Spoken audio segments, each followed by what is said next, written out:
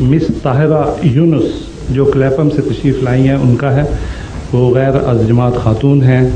वो कहती हैं मैं ये पूछना चाहती हूँ, वो यहाँ तशरीफ़ फरमा है जी। वो कहती हैं कि मैं ये पूछना चाहती हूँ कि अहमदी को क्यों मुसलमान नहीं माना जाता? अगर अहमदी मुसलमान हैं तो मुझे किस तरह मालूम होगा कि वो अहमदी मुसलमान है? ठीक है, बड़ी अच्छी बात है माशाअल्लाह। अहमदी को क्यों मुसलमान नहीं माना जाता, इसका एक जवाब तो मौलवी दे सकते हैं, मैं तो मानता हूँ, इसलिए गलत आदमी से बात पूछ रहे हैं। लेकिन इन मानों में ठीक भी है कि इनको पता है कि मुझे इल्म होगा और इन्होंने मुझ पर एतमाद फरमाया है कि मैं सच बात कहूँगा, इसलिए इस पहलू से मैं जवाब देता हूँ। मौलवी क्यों हमें गैर मुस्लिम करार देते हैं, इस पहलू से बात यह है कि एक तो ख़त्म नबूवत का अक़ीदा जैसा कि मैंने आपके सामने खोला है, उसकी अगर गलत तशरीह की जाए और ये कहा जाए कि रसूलुल्लाह तो कुरान तो फरमाता है इसके बाद कोई नबी नहीं, रसूलुल्लाह फरमाते हैं ला नबी आबादी, उसके बाद नई नबूवत का सिलसिला शुरू कर बैठे एक आदमी, तो मुसलमान कहाँ से रहेगा? जिसने ख़त्म नबूवत की मोहर तोड़ दी, जिसने रसूलुल्लाह सल्लल्लाहु अलैहि वसल्लम की गुलामी से आज़ाद होने का इद्दिया कर लिया, वो भी काफिर, उसके मानने वाले भी काफिर। और एक बात जो नहीं बताते वो मैं आपको बता देता हूँ, उसमें ये भी काफिर हो जाएंगे, सारे इकट्ठे बात जाएंगे। वो ये कि ये खुद मानते हैं कि मसीह आएगा और महदी भी आएगा, और ये भी मानते हैं कि मसीह लाजिमन नबीउल्लाह होगा। तो आइडेंटिटी का फर्क है, अकीदे में तो फर्क ही कोई नहीं रहा। सारे ये उलमा तस्लीम करते हैं, आप उनसे पूछ के देख लें कि मसीह आएगा तो नबीउल्लाह होगा कि नहीं? कहें होगा। इमाम महदी खुदा मुकर्रर करेगा कि नहीं? कहते हैं खुद करेगा। अगर आप खुदा इमाम महदी का इनकार कर देंगे तो मुसलमान रहेंगे? सवाल ही नहीं पैदा होता।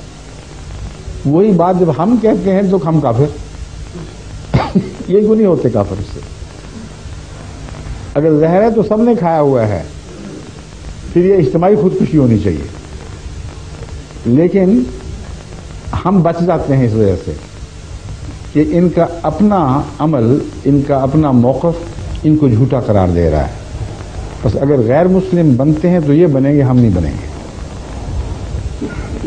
और हवाला मेरे पास क्या है? रसूलुल्लाह सल्लल्लाहु अलैहि वसल्लम का।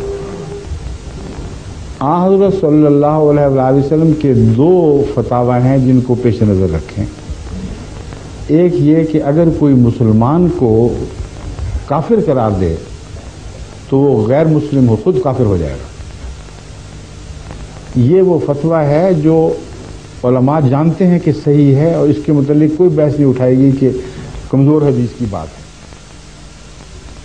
और हज़रत मसीह मौऊद अलैहिस्सलाम ने इनको काफिर कहने से पहले 12 साल तक मुसलसल सब्र किया इनके फतवों पर, और ये हदीसें याद कराई।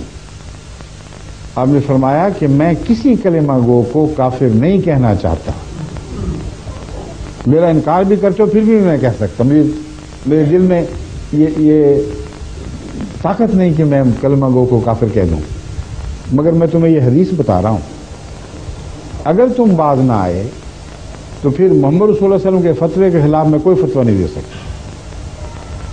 और वार्निंग के बाद 12 साल के सब्र के बाद गालियां खाकर काफिर दज्जाल कहलाकर जब वो बाज नहीं आए तो फिर आपने ये फतवा दिया। और सब्र का ये हाल है कि हजरत नवाब मोहम्मद अली खान साहब जो शियों से मुसलमान अहमदी होकर हजरत मसीह अलैहिस्सलाम के मजीद बने, अहमदी होने के बावजूद अपने घर मौलवी सनाउल्लाह को मुलाजिम रखा हुआ था और वो इमामुल सलात थे, मौलवी सनाउल्लाह के पीछे नमाज़ें पढ़ते थे। तो एक तरफ ना सिर्फ हौसले का दावा बल्कि हौसला सामने खुला बैठा है। कौन कह सकता है इन हक़ाइक़ के खिलाफ कुछ? मौलवी सनाउल्लाह की औलाद अगर कहीं जिंदा है उससे पूछ लें, उनके वालिद साहब हमारे फूफा जान नवाब मोहम्मद अली खां के यहाँ मुलाजिम भी थे, बच्चों की तालीम वगैरह के लिए भी, और इमाम भी थे।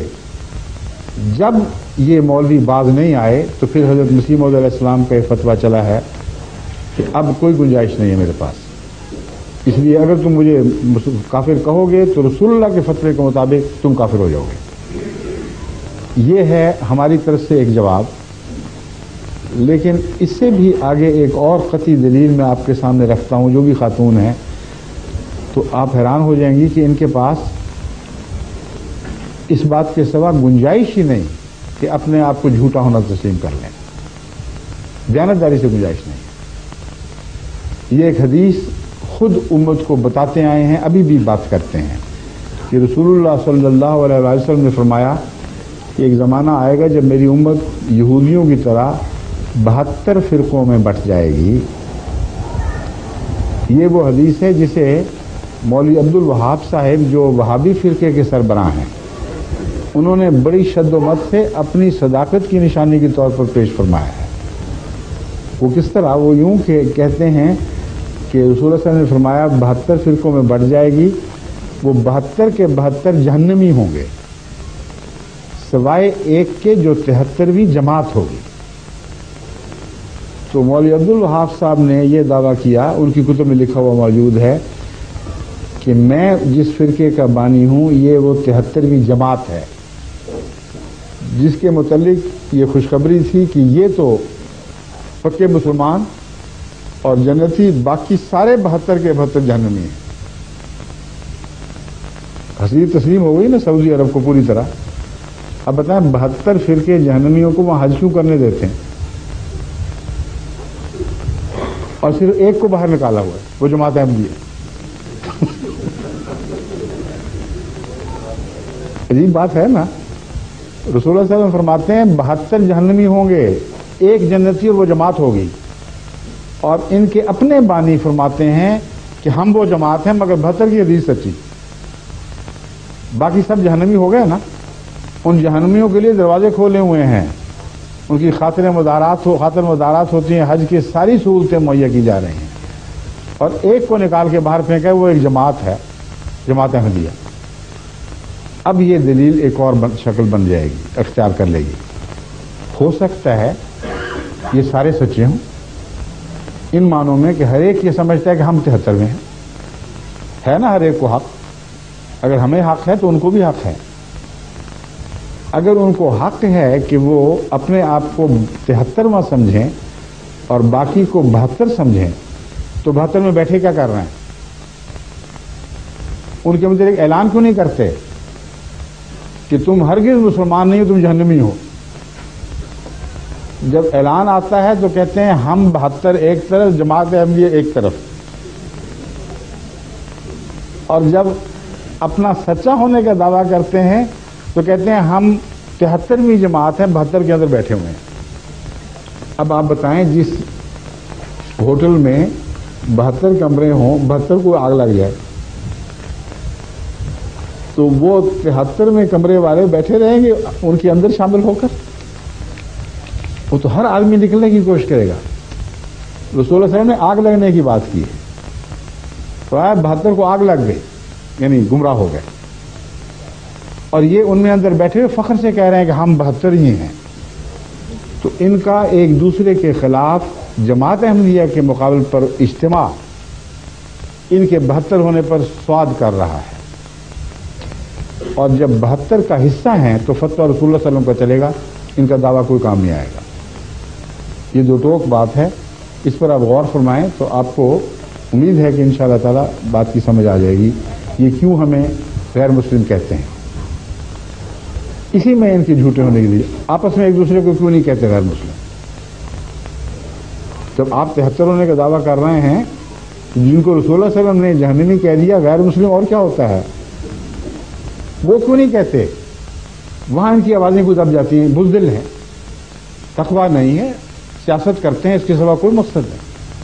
شیعوں کے اوپر دیکھیں کیسے کیسے فتوے ہیں جو سنیوں نے لگائے ہیں، شیعوں کے جوابی فتوے بھی بڑے سخت ہیں، مگر وہاں حج میں ان پر کوئی اعتراض نہیں۔ وہابی فرقہ توحید کے نام پر اٹھا تھا، اور سارے مزار جو ان کی عزت کی جاتی ان کو مٹا دیا گیا تھا، تمام احترام کی نشانیاں دور کر دی گئیں، لیکن بریلوی وہاں लाखों की तादाद में आते हैं जो दाता दरबार के सामने भी सजदे करते हैं। जगह जगह पीर बनाए हुए हैं, उनके दरख्तों पर उनके नाम की टाकियां जो होती हैं, चीथड़े, वो लगाए हुए निशानी के तौर पर कि इस पीर से हमने बेटा मांगा था, उसने दे दिया, इस पीर से नज़ला दुरुस्त करवाया था, उसने दुरुस्त कर दिया। भरे पड़े हैं ऐसे दरख्त हजारे में जिनमें नीली पीली टलियां लटकी हुई हैं। ऐसे मुशरिकों को तो वो इजाजत दे देते हैं और कोई परवाह नहीं करते। सियासतबाजी है, इसके सिवा कोई बात ही कुछ नहीं। तो इनका फतवा भी वैसा है जैसा कि इनका अमल है। समझिए।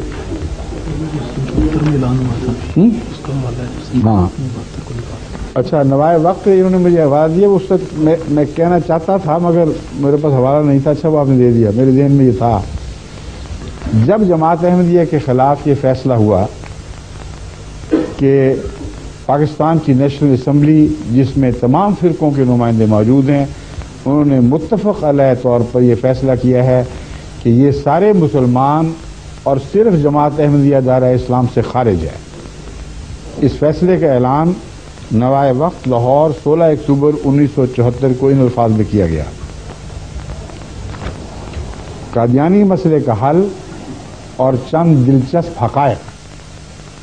इस्लामी तारीख में इस कदर पूरे तौर पर किसी अहम मसले पर कभी इजमा नहीं हुआ।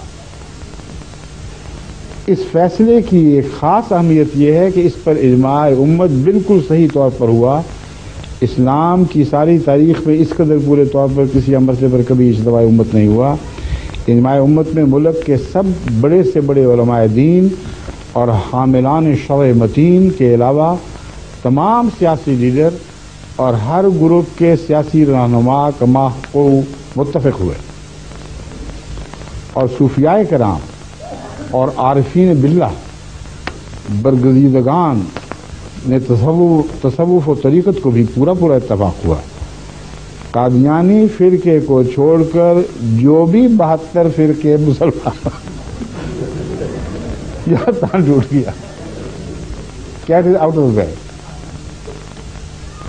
इसके बाद हंसी आती है देख के, इतनी बड़ी बड़ी बुनियादें ऐसे दावे बनाए तमाम उलमाए शरअ मतीन और सूफियाए बुजुर्ग कराम कादियानी फिरके को छोड़कर जो भी 72 फिरके मुसलमानों के बताए जाते हैं, सबके सब इस मसला के हल पर मुत्तफ़िक़ और खुश हैं। अब बताएं, अपना 72 होना मान गया कि नहीं? 72 होना मान गए, फतवा अपना लगाएंगे या मोहम्मद रसूलुल्लाह का फतवा चलेगा? अब बताओ। इन्होंने 72 होना तस्लीम कर लिया, हम भी मान गए, मगर फतवा 72 पर सिर्फ रसूलुल्लाह सल्लल्लाहु अलैहि वसल्लम को चलेगा। इसीलिए इस फैसले से पहले इसका हवाला देकर उस वक्त के हमारे इमाम हज़रत खलीफतुल मसीह सालिस ने नेशनल असम्बली में बैठकर इनको मुतलबे किया था कि देखो, तुमने खुदा के नाम पर यह हुकूमत ली है, मोहम्मद रसूलुल्लाह सल्लल्लाहु अलैहि वसल्लम के कलिमा पढ़ के यह हुकूमत ली है, तुम इज्तिमाई तौर पर हुजूर अकरम के फैसले के खिलाफ बगावत ना करो। तुम्हें यह तो हक है कि तुम में से हर फिरका ये कहे कि हम जमात हैं, बाकी 72 हैं, मगर यह हक नहीं है कि अपने आप को 72 भी कहो और जन्नती भी करार दो। ये वार्निंग सुनकर फिर ये ऐलान हुआ है। अब आप फैसला फरमा लें खुद ही।